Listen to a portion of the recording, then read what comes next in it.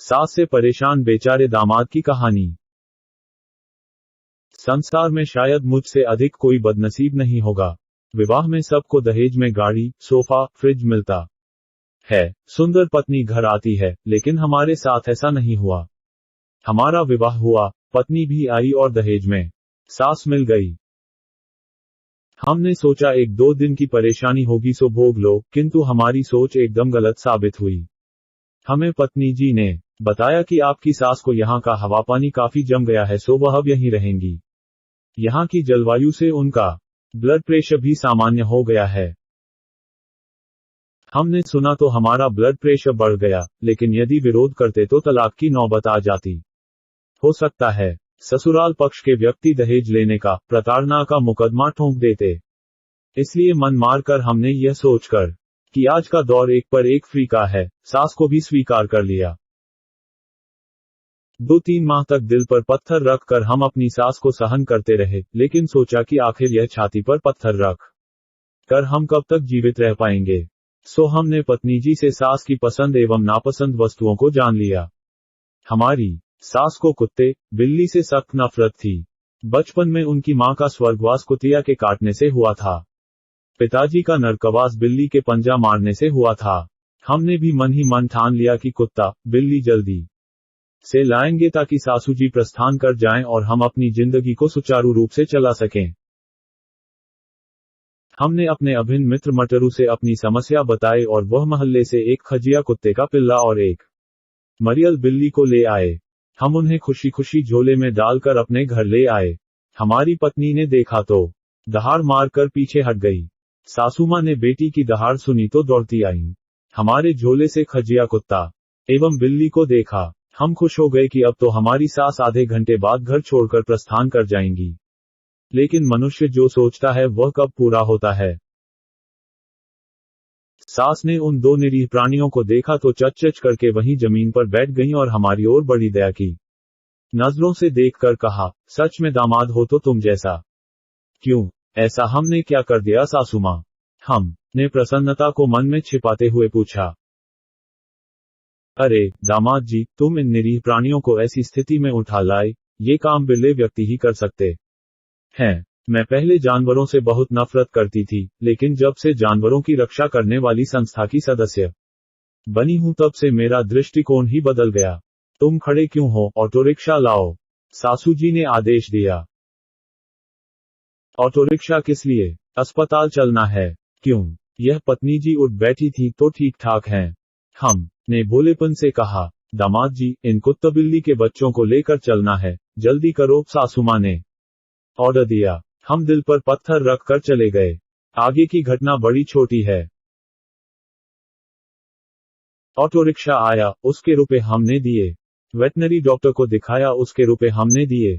जानवरों के लिए 1000 रुपए की दवा खरीदी, वह रुपए देते थे हमें चक्कर आने लगे थे। कुल जमा 1500 रुपयों पर हमें हमारे दोस्त मटरू ने उतार दिया था। घर लाकर उन जानवरों के लिए दूध, ब्रेड की व्यवस्था भी की, और जब ओवर बजट होने लगा तो एक रात चुपके से हमने दोनों को थैली में बंद करके मटरू के घर में छोड़ दिया। हमारी सास जब सुबह उठी तो बड़ी दुखी थी कि पालतू जानवर कहाँ चले गए। हमारा दुर्भाग्य देखो कि मटरू स्कूटर से सुबह ही आ धमका, अरे गोपाल, ये दोनों मेरे घर आ गए थे, मैं इन्हें ले आया हूं, कहकर उस ने मुझे शादी के तोहफे की तरह कुत्ते का पिल्ला और बिल्ली दी। सासूमां खुशी से झूम उठी। हम मन ही मन कुढ़कर रह गए। आखिर किससे अपने मन की व्यथा कहते। कुत्ते का पिल्ला ठीक हो गया था।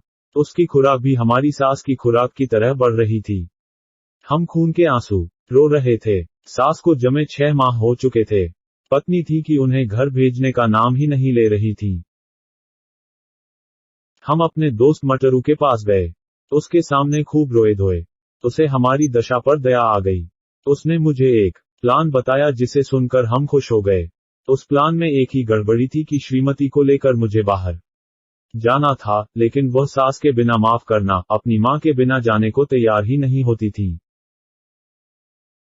हमने अपने मित्र मटरू को वचन दिया कि उसकी दी गई तारीख को केवल सास ही घर में रहेंगी। मैं और पत्नी सिनेमा देखने जाएंगे। इन 3-4 घंटों में वह काम निपटा कर सब ठीक कर लेगा। हमने मौका देखकर पत्नी की प्रशंसा की, उसके साथ कुछ पल तन्हा तन्हा गुजारने की मनोकामना प्रकट की।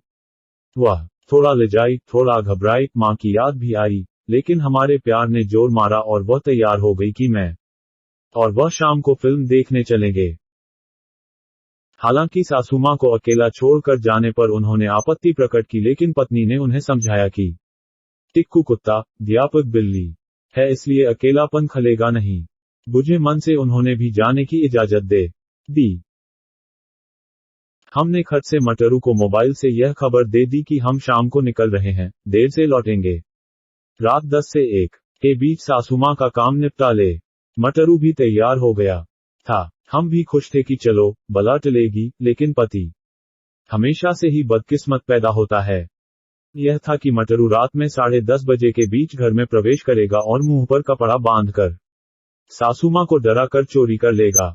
सासू मां डर के मारे या तो भाग जाएंगी या हमारे घर से हमेशा के लिए बाया बाया कर लेंगी। हम पत्नी को 4 घंटे की एक फिल्म दिखलाने शहर से बाहर ले गए। रात 10 बजे फिल्म छूटी। हमने भोजन किया। फोन से मटरू को खबर भी कर दी कि जल्दी से अपने ऑपरेशन को अंजाम दे।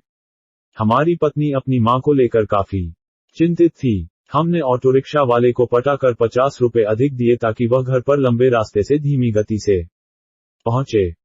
रात 12:30 बजे जब हम अपने घर पहुंचे तो घर के बाहर भीड़ जमा थी। पुलिस की एक वैन खड़ी थी। चंद पुलिस वाले भी थे। हमारा माथा ठनका कि मटरू ने कहीं जल्दबाजी में सासू मां का मर्डर तो नहीं कर दिया। हम जब ऑटो रिक्शा से उतरे तो मोहल्ले के निवासी काफी घबराए थे। पत्नी अपनी मां की याद में रोने लगी। तभी अंदर से सासू मां पुलिस इंस्पेक्टर के साथ बाहर हंसती खिलखिलाती निकली। उन्हें हंसते देख हमारा माथा ठनका कि भैया आज मटरू पकड़ा गया और हमारा प्लान ओपन हुआ। बस तलाक के साथ साथ पूरा मोहल्ला थू-थू करेगा। सो अलग सब कहेंगे ऐसे टुच्चे दोस्त हैं जो ऐसी सलाह देते हैं। हम शर्म से जमीन में गड़ गए। मन ही मन विचार किया, कभी ऐसा गंदा प्लान नहीं बनाएंगे। अचानक हमारे कान में मटरू की आवाज सुनाई पड़ी। देखा कि वह तो भीड़ में खड़ा तमाशा देख रहा है। अब हमारी बारी चक्कर खा कर गिरने की आ गई थी। हम हिम्मत करके आगे बढ़े तो देखते हैं कि पुलिस एक चोर को पकड़कर बाहर आ रही थी। हमें देखकर सासू मां ने कहा, लो दामाद जी, इसे पकड़ ही लिया, पूरा शहर इसकी चोरियों से परेशान था। पुलिस इंस्पेक्टर ने हमें बधाई दी और कहा, आपकी सास वाकई बड़ी हिम्मती हैं। इन्होंने एक शातिर चोर को पकड़वाया है। इन्हें सरकार से इनाम तो मिलेगा ही, लेकिन हमें आज आपके भाग्य पर ईर्ष्या हो रही है कि ऐसी सास हमारे भाग्य में क्यों नहीं थी। हमने सुना तो गदगद हो गए। हमारी पत्नी ने लपक कर अपनी मां को गले से लगा लिया। किस्सा यूं हुआ कि हमारे मटरू दोस्त को आने में देर हो गई थी। उसकी जगह उस रात अचानक असली चोर घुस आया। सासू मां ने पुराना घी खाया था, सो बिना घबराए अपने कुत्ते के साथ उसे धोबी पछाड़ दे दी। मोहल्ले वालों को आवाज देकर बुलाया, पुलिस आ गई। इस तरह सासू मां ने एक शातिर चोर को पकड़ लिया। अगले दिन समाचार पत्रों में फोटो सहित सासू मां का समाचार छपा हुआ था। अब आप ही विचार करें, ऐसी प्रसिद्ध सासू मां को कौन घर से जाने को कहेगा। आप ही निर्णय करें कि हम भाग्यशाली हैं या दुर्भाग्यशाली। आप जो भी निर्णय लें, लेकिन हमारी सासू मां जरूर सौभाग्यशाली हैं जिन्हें ऐसा दामाद मिला। दोस्तों, अगर आपको हमारी यह कहानी पसंद आई हो तो और कहानियां देखने के लिए channel only education and fun को सब्सक्राइब करें और वीडियो को लाइक करें। धन्यवाद।